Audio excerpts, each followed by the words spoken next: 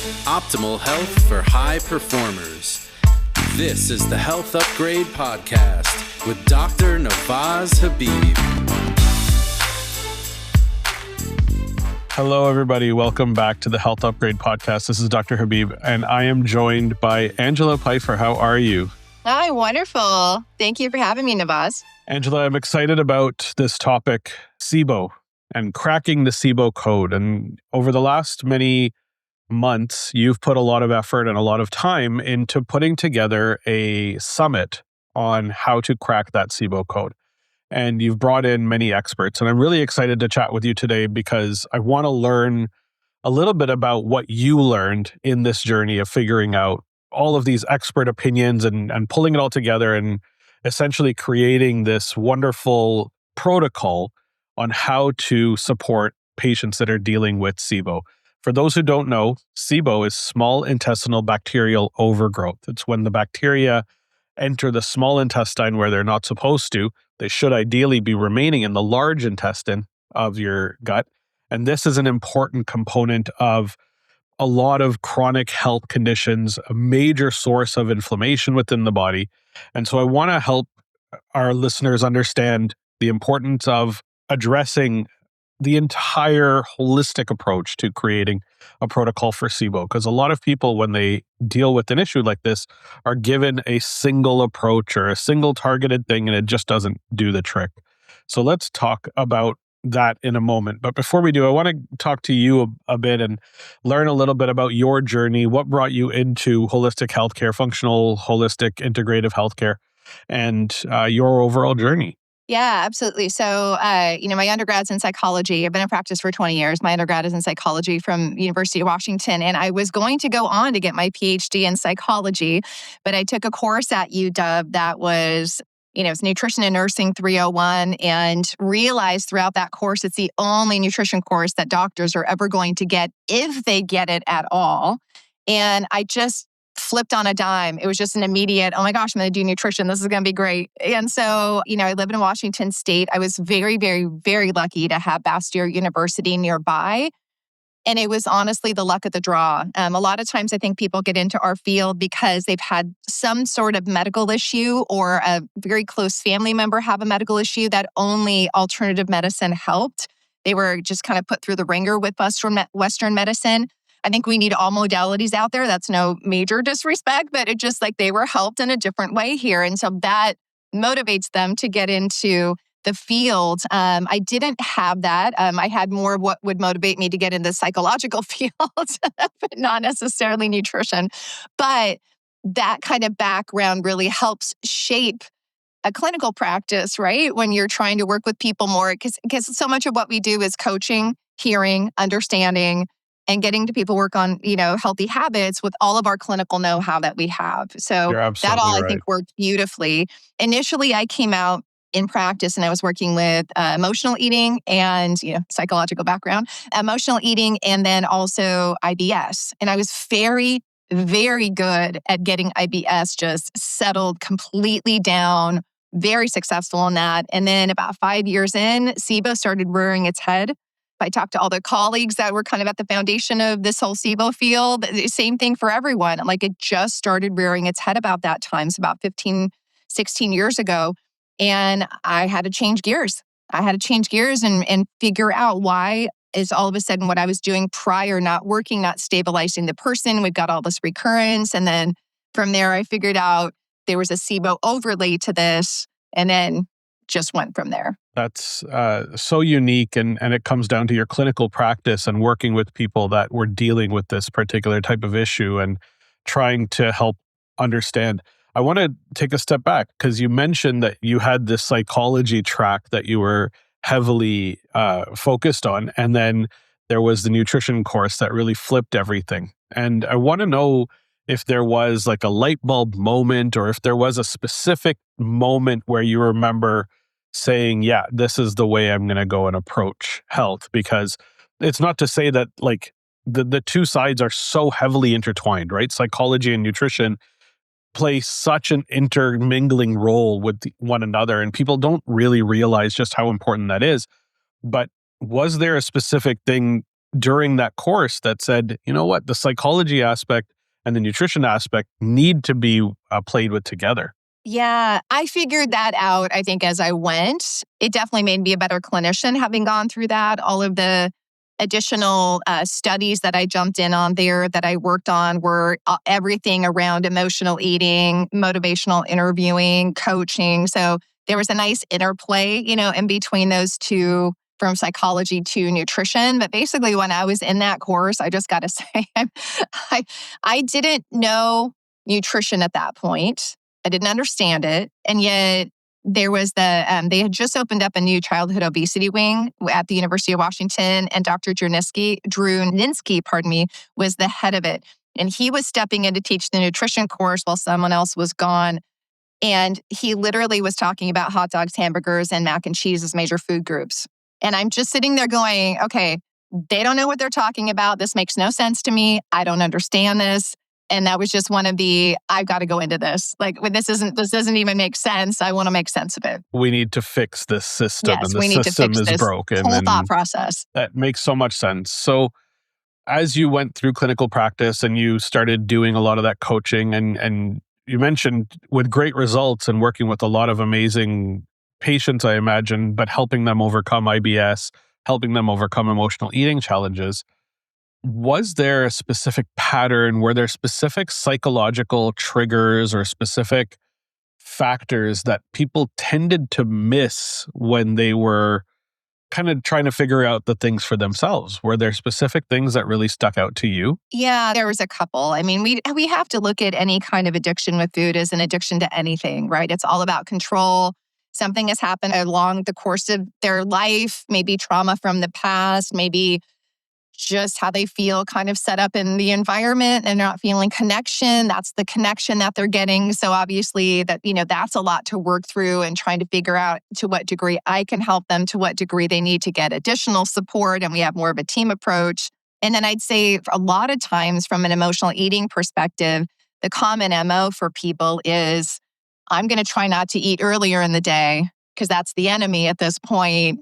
Or I'm kind of just gently and lovingly disgusted that I ate so much last night. I can't possibly get up and eat. I'm going to start fresh. And then the snowballs, the habits snowball as the day goes on, because now you're facing kind of that addictive quality to food and also the hunger piece.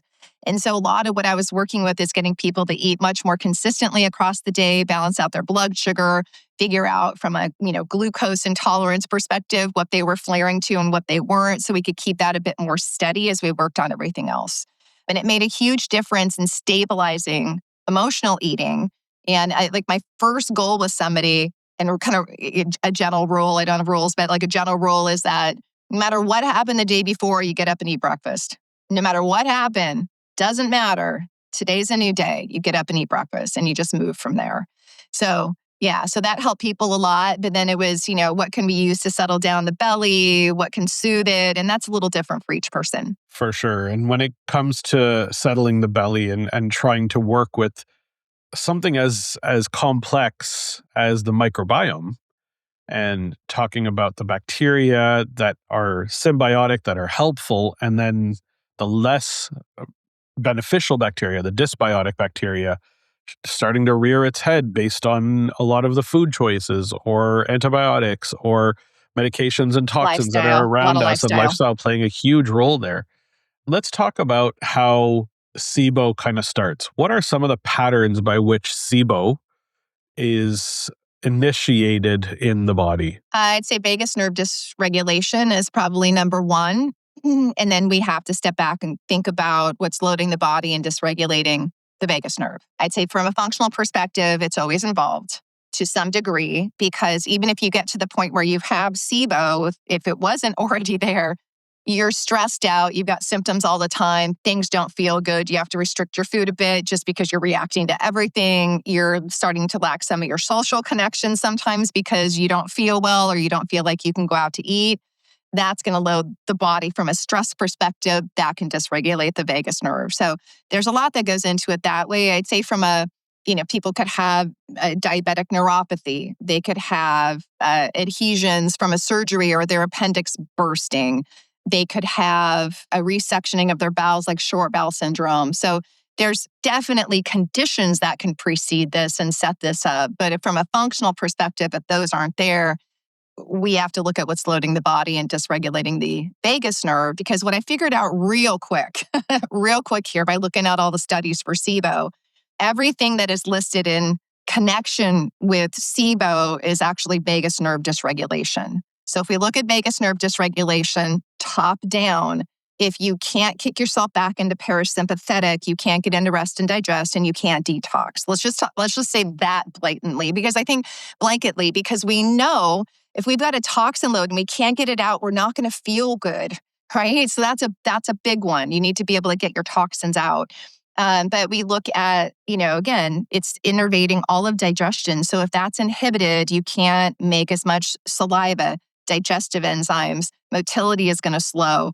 You don't have as good pancreatic digestive flow. You don't have as good a bile flow. And if you're not releasing enough bile to be a detergent to kind of keep that bacteria lower, never sterile. We're not sterile anywhere. We have tons of bacteria in our small intestine. As by nature, it's fine, but we need to keep it lower as it moves through in the small intestine area. That's what the detergent or bile is for. And then we have good motility and that peristalsis coming down, like those earthworm-like movements. All that needs to be working to keep things kind of moving along. Otherwise, you get a slowdown and the bacteria that is either naturally present builds up more, or we get a lot of bacteria coming down from the mouth and the sinuses possibly. But proteobacteria, which is the strongest kind of, phyla linked with SIBO, comes down and it actually colonizes because they don't have enough stomach acid to kill off the bacteria every time they're swallowing. Or if they get postnasal drip, we can have gram-negative bacteria up here too. Additionally, with vagus nerve inhibition, we're going to have reduced blood flow. We're going to have increased visceral hypersensitivity, and we're going to have ileocecal valve dysfunction. And I just laid out kind of the roadmap for, and I'm not saying, quote, SIBO, like SIBO doesn't exist. I don't mean that, but like, quote, SIBO, when it's really vagus nerve and, inhibition that allowed SIBO to set up with multiple factors coming in. Do they have dysregulated thyroid? Have they gone through trauma in the past? Is there brain inflammation? Is there leaky gut or LPS antibodies present? Is there a toxin load? Is there a mold issue? Is there Lyme? There's just so much that we have to look at from root cause, right, to go after this. But to me, we need to really flip the entire SIBO treatment algorithm on its head. I'm not looking for root cause after I've treated somebody 3 different times. For SIBO, kill. I'm saying, okay, if SIBO is there, wow, this is really something big that's slowing down motility and allowing this to set up. I can stabilize you so you don't feel as poorly as we're working on things. But then let's back up and go, what happened across your lifetime that will give us some clues to go looking for root cause? You lived in a moldy environment. You lived in you used to pick ticks off yourself when you grew up in your childhood. We have to start looking more from a root cause perspective. And that's where that really, really detailed health history timeline can help everyone. What you've done there is lay out such an important explainer of kind of all of the little pieces to a condition that a friend of mine and wonderful mentor, Dr. Peter Stutz, talks about, and he calls it vagus insufficiency syndrome, which is where all of the stressors of psychological, emotional, day-to-day biochemical and physical stressors all stack up, and they start putting more and more weight, more and more pressure on the accelerator and put our body into a state of sympathetic fight or flight all the time.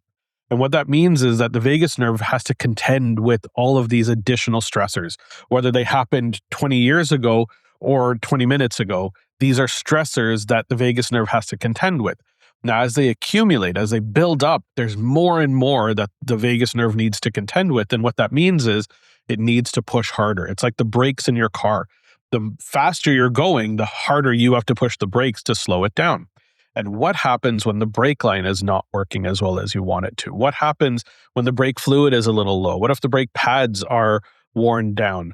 So essentially what we're looking at is the vagus nerve becoming less capable of handling those stressors over time, leading to what is known as vagus insufficiency syndrome.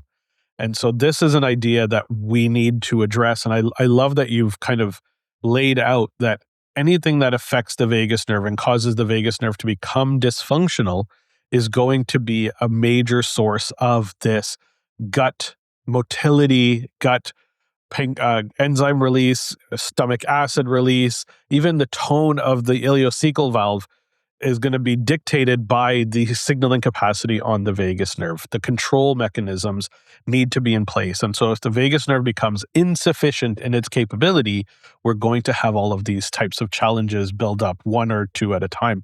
The answer is not rifaximin. The answer is not oil of oregano and berberine. They're parts of the solution where need be, but they're not the answer to the problem. The answer is, let's figure out why. Let's dig deeper. Let's really truly find the root cause of this individual person's problem, because it does not come down to a single root cause that's the same across the board. It's very unique to each individual, but the vagus nerve is always, always involved. Yeah.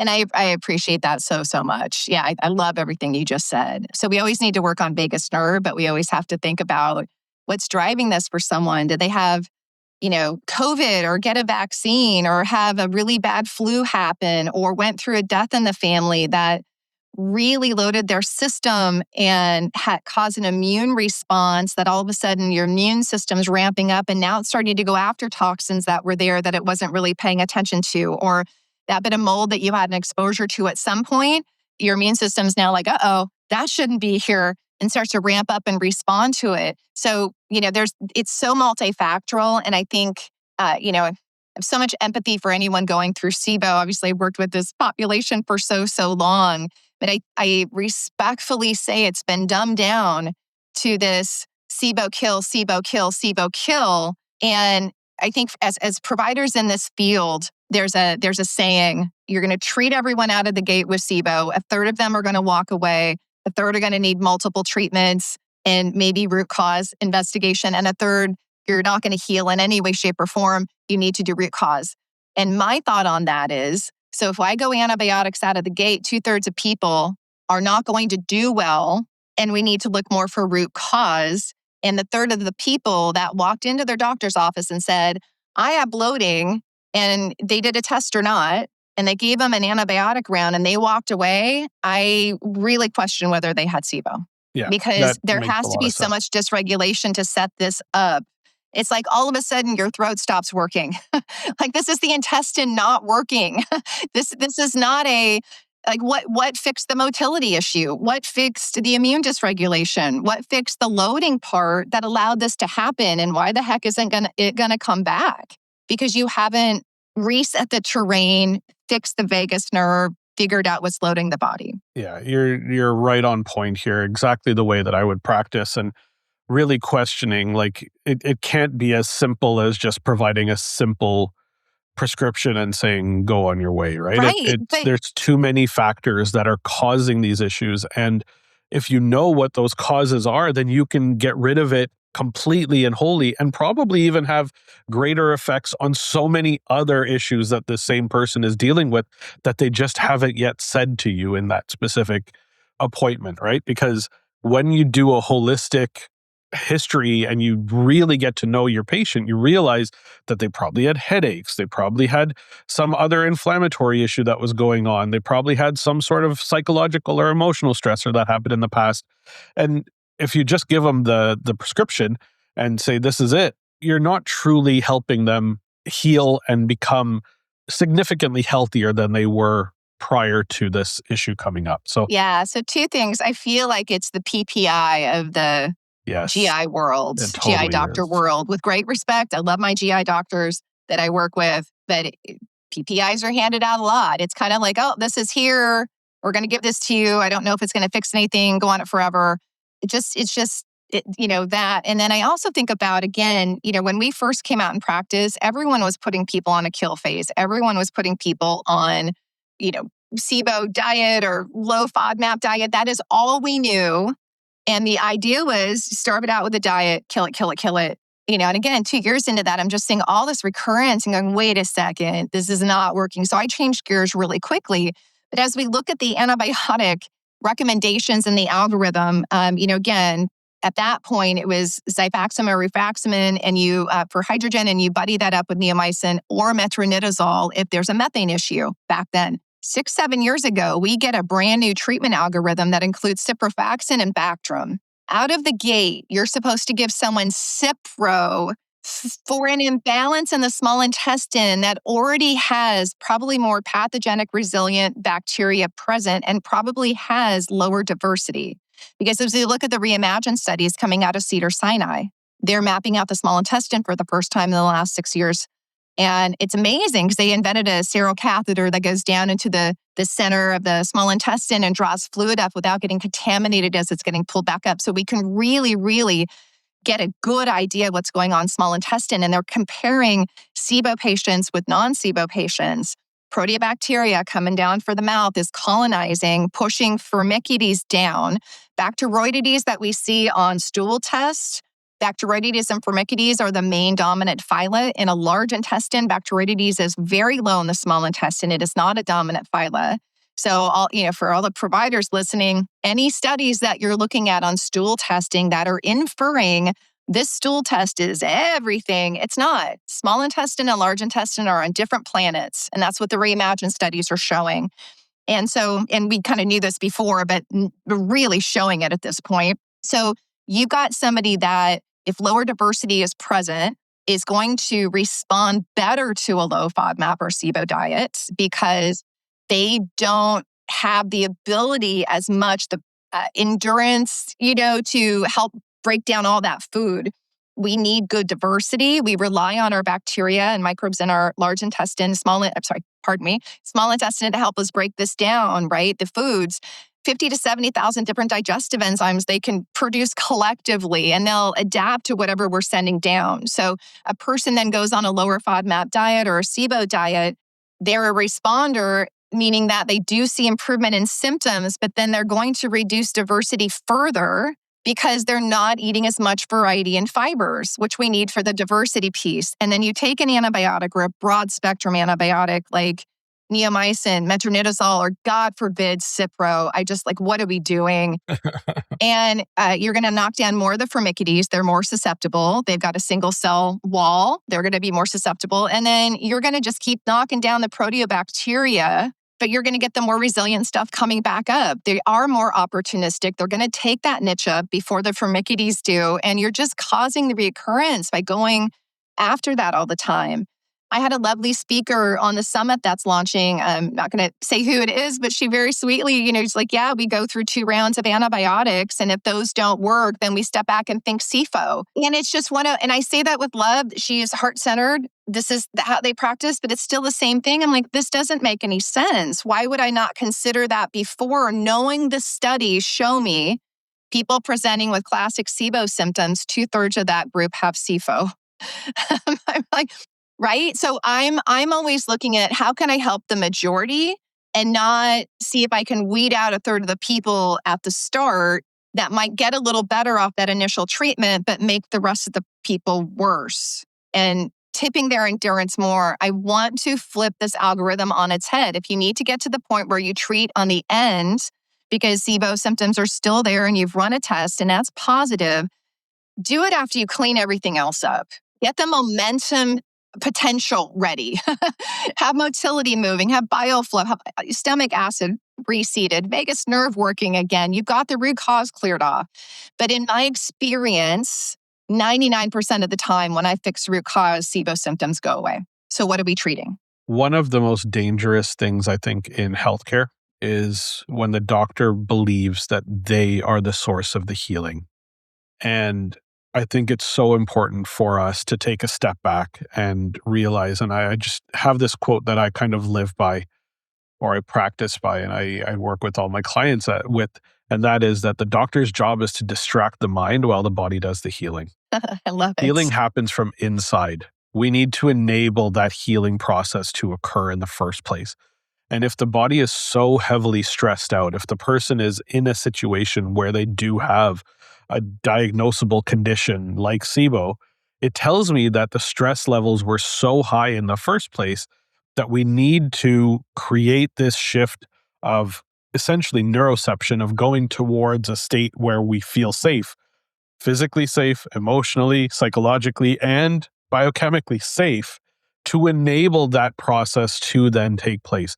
And then for the vagus nerve to be capable of sending its signals to the digestive tract, to the immune system, to regulate inflammation, to regulate digestion, to enable the microbiome to speak to the brain properly, versus us trying to force something constantly as the disease focused, or this challenge of the doctor is the healer kind of process. The doctor is a teacher. The doctor teaches how to live a life.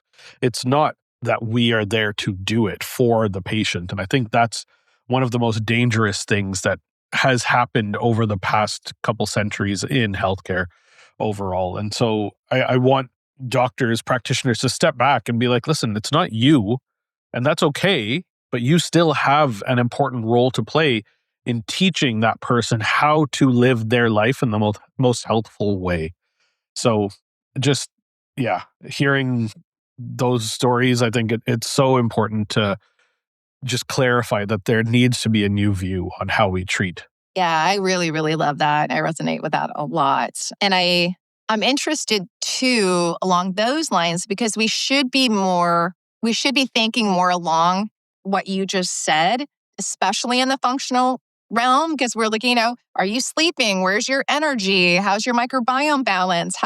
What's your mood like? What are your symptoms? We can talk symptoms in and around that, but we're really trying to figure out, okay, if we get you sleeping better and your energy up, which means we're improving mitochondrial function, and we're getting your diet dialed in, and we're getting inflammation down, like we should be able to get a person like gently improved and supported. So as they're making their habits and changing their habits, then they start to see really great improvements. That is the teacher part. But in the functional realm, rarely do you find someone that is not antibiotic or herbal antibiotic first in even the treatment of this. And that's always very interesting to me, because I anyone on stage that says, here's a case, they had SIBO and they had mold and co-infections, and then I gave them antibiotics out of the gate, and then I worked through the rest of the case. I always approach them after and we'll talk about it, right? And like, it's really interesting you presented it that way. Have you ever thought of treating the downstream issue and seeing if that improves symptoms up top? And they'll just say, look, it's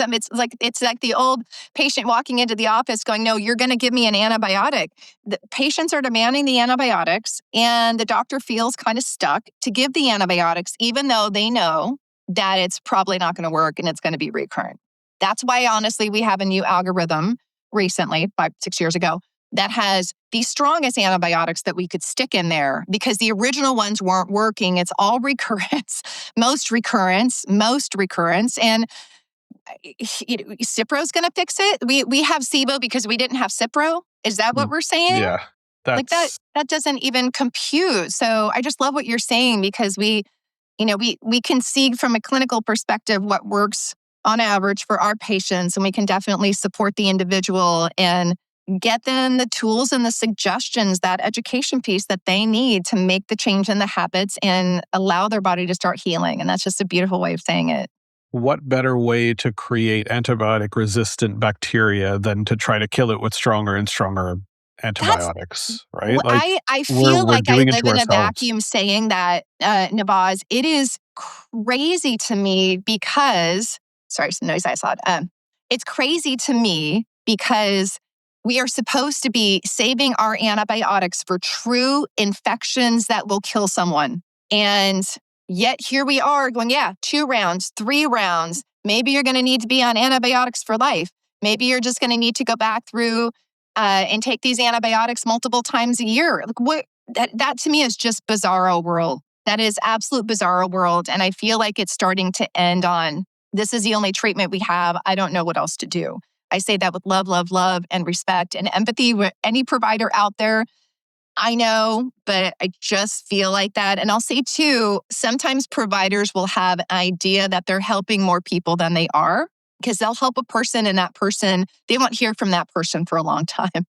So if you do a lot of SIBO work, it would be really fantastic to send a survey out to your patients, maybe that you're helping, have somebody pull files and send something out and just say, how are you doing? Maybe send them some questionnaires to fill out just to see what was improved, what wasn't. Did you move on to other treatments? Other than thinking, I have fixed the person because I haven't heard back from them. Because so many people in this field are doctor hopping.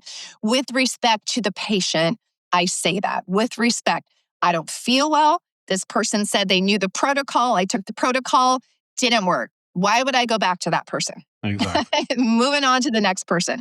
So we kind of can get this false sense that we're helping a little bit more. And I feel like that will actually give us even more accurate data that maybe a third of people aren't actually getting better with that first round of antibiotics. Maybe it's significantly lower than that, but that doctor or that patient has ended up going to a different doctor or a different practitioner because it didn't resolve it with round one, which is unfortunate and probably very true. Yeah. And I don't know that they're necessarily immediately saying, hey, I just took 2 rounds of antibiotics this year. They might just be onboarding with a new person. They're complaining of bloating. They're complaining of all their digestive stuff that is really getting in the way and debilitating things, which, again, so much empathy for. They might have 5 other diagnoses, but the doctor out of the gate or provider out of the gate is like, well, you have SIBO. I see your positive test. You still have symptoms. Here's the antibiotic. Come back and we'll work on the rest. Or I'll order these other labs and work on the rest. And then it's just like out of the gate, here's the antibiotic or herbals. And we have to really, really rethink that. In putting together this summit, I would love to hear about what are the best ways to truly diagnose or truly understand if SIBO is present. What are the best tests that people can do? I want to support some of the people out there that might be looking for those answers. And once we kind of get there, I have a few more questions that we could jump into. Yeah, I love it. So my favorite test for SIBO is still going to be a breath test. And the company that I use is called All Clear Healthcare. Their tests are available on my site called functionalmedicineshop.com. And they use Quintron machines. They're CLIA certified. They really are doing it right. And results are posted in 24 hours. For any SIBO tests that are ordered, you have to make sure as a provider or as a patient ordering that you're using a company that uses Quintron machines. Back in the 1970s, that is what this was validated on. No other machines work. So when we look at the test that does all 3 gases, they're not using a Quintron machine and they're using screw top lids, also not how this test was validated for. I don't know what and how they're testing. I don't know that it's been validated. I'd love that information. I'd love it, but we don't have it at my fingertips. So I always go with Quintron, and that's the company I go in there. They're a little bit less expensive than all the other labs. So they've been really great there. There's a East Coast, West Coast thing where you should use glucose as a substrate or a lactulose as a substrate. When you use glucose as a substrate for the breath test, it absorbs in the upper 1/3 of the small intestine. So it more closely is going to match if you're going to do an aspirate in the small intestine and pull it up to test and culture for SIBO, it's going to most closely match that. So that's why people kind of say it's the gold standard, because lactulose is not going to match that. Lactulose doesn't get absorbed, so it ferments the whole way through, but it allows us to see the entire small intestine and not miss the further 2/3 of the small intestine. So that's why I like lactulose, but you do need someone with clinical know-how to assess it well. So I still do that test. Is it there? If it's there, okay, what's happening with vagus nerve? What's happening from a root cause perspective? I can stabilize somebody very well knowing that SIBO is there. Doesn't mean I'm going to kill it out of the gate. No, kill phases are not on board at the start. And then we just kind of kick over and start going root cause, what's happening. So that's always going to be, there's so much value in still running those tests. There really is. I know there's some controversy, but that is what we have. That is what we use. So I would highly recommend somebody to do that. I've used breath tests many times for my clients, and it's so reliable and so easy to go back to. And it's such an easy test to do compared to, the urine and the stool and whatnot. So I get it. And I appreciate all those tests as well. They each have their place, but important to be very particular for the patient and exactly what you're dealing with. So yeah. that's And huge. then if I can add, so in addition to that, from a clinical perspective, I'm always running a leaky gut test on everyone. That's probably my canned approach. I don't run 5 tests on everybody, but I want really comprehensive basic blood work. I want to know if there's a leaky gut situation. I find a lot of metabolic endotoxemia. There are LPS antibodies that are positive on there. That to me is a direct treatment because that's going to inhibit vagus nerve and it's going to inhibit everything else that we're trying to work through there. So that gets a little bit concerning to me that if we aren't screening for that. So I'm always looking at that. Sometimes, again, if the budget allows, I'd like to run a gut zoomer through Vibrant Wellness. Those are both those tests are also available on functionalmedicineshop.com. And those are direct to consumers. You don't need a doctor to order those directly. And the gut zoomer is so helpful because it's going to show me the proteobacteria balance within the phyla. And we shouldn't see over 5%. No. Because proteobacteria is in the mouth, skin, and the lungs. And every time we're swallowing down, we're going to have a little in the stool, in the large intestine for sure. Again, this is stool test. We're looking at large intestine. We're going to have a little bit there just because some's going to make it down and colonize, but it shouldn't be like a lot making it down and colonizing and overgrowing. And so that's a really good indication there. I look for inflammatory markers on there, bile acid dumping, fat dumping. There's just a lot of clues in there that can tell me microbiome balance, all of it, pathogen load, parasites, all of it. It's a really great test that looks at so many different things, but I can look at that and kind of infer, okay, yes, proteobacteria is high, we've got low stomach acid. If we're seeing issues with fat malabsorption, we've got bile congestion. It's a really great test to be able to look at some of these pathways. And if there's massive inflammation, we need to heal up leaky gut. We need to heal up metabolic endotoxemia and inflammation so we can start detoxing. This fits exactly with the vagus protocol to validate, get to know exactly what's happening inside, do some real objective testing. We don't want to guess. We want to truly know what's happening. Activate, get vagus nerve working better. G, gut-brain immune optimization. I don't know if this fits, but it's totally exactly SIBO and the care that you're providing. U is unburden, is looking at all the stress sources and identifying and addressing all the stress sources. And sustain is how do we make that last super long, VAGUS. So you're speaking my exact language. And you and I are so, we've worked together numerous times. We've had numerous great conversations on these things. We're so aligned in our approaches. And I think it's just so great to hear. I'd love to ask you one final question when it comes to the summit itself and some of the amazing practitioners and researchers that you had as part of the Cracking the SIBO Code Summit.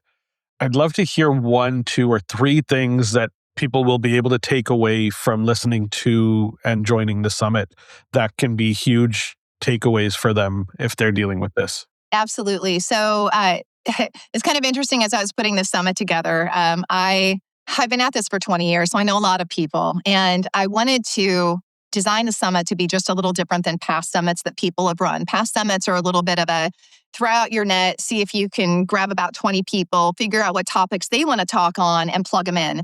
And I said, no, I'm going to present topics in a brain to bowel. So day 1 is all about brain, neural inflammation, circadian rhythm, like all these different things that can happen from a brain perspective. Then we go into sinuses, oral microbiome, thyroid on day 2. Day 3, we go into stomach, gastritis and such, So I'm really trying to help people create from a top-down perspective how to reset the terrain. And I grabbed 50 plus experts and they all did hour-long interviews with me. You included, and thank you. And so my goal really was to go a lot deeper because I think other summits are a lot of what got you into medicine and tell me a couple things, that you do in your practice. And I really wanted to say, this is the topic I want you to speak on. Yeah. Great. To plug people in that way. Exactly. So that was a little different just in how that's being presented. So I'm a firm believer in reset terrain top down, which includes vagus nerve, and figure out your root cause and how to do it. One thing that I think is really unique about the summit is that we are including an expert on the nasal issues, right? A lot of times people, and you know this too, maybe about 4 or 5 years ago, people started finally talking about the oral microbiome as being part of the GI tract, right? No way. Forever, it's been colon stool test, inferring everything going up, and it's just ridiculous. So now we're talking about this, but rarely do the sinuses get talked about. So I have someone on there talking about sinuses and everything that can go wrong there, which I think is going to be super helpful for people. The other thing that I think is a huge, huge take-home message is working to reset your circadian rhythm. Because we can kind of look at this of, is it brain inflammation? Is it low thyroid function? Is it vagus nerve inhibition? And there's some things that we can do with that. But as we're trying to get the body to heal, one of the biggest things that I feel will be supportive for people is working on getting more natural light, getting away from a lot of the blue lights. And one big tip that we have coming out is in that first 30 minutes of sunrise, that's the golden hour. We think about the golden hour at the end of the day, that 30 minutes when it gets a little bit more gold, the blue light is down, there's more infrared coming through, there's more red light coming through. If we can get about 10 minutes of exposure of that light in that first 30 minutes, step out onto your deck and have your coffee. Get out there and just stare at the horizon, not directly at the sun, but stare at the horizon, no glasses on, no hat on, trying to get light exposure. Huge circadian rhythm reset. So something like that, I think, is really helpful. We go really knee deep into all the steps of testing and investigating home for mold and all of that. I think that's going to be really, really helpful. And just looking at all the different ways that SIBO can present itself with other conditions present. I had Allison Seebecker on. Dr. Allison Seebecker is known as Queen of SIBO. And so she's lovely. And she walked through all of her really, complicated cases. And she also reached out to a bunch of providers and said, here's kind of a survey. What are you seeing? What's happening in terms of a complex patient? And she very clearly, and I'm so glad she said this, she's like, if mold is present or MCAS is present with a histamine issue, we've got to treat that first before we ever go after SIBO.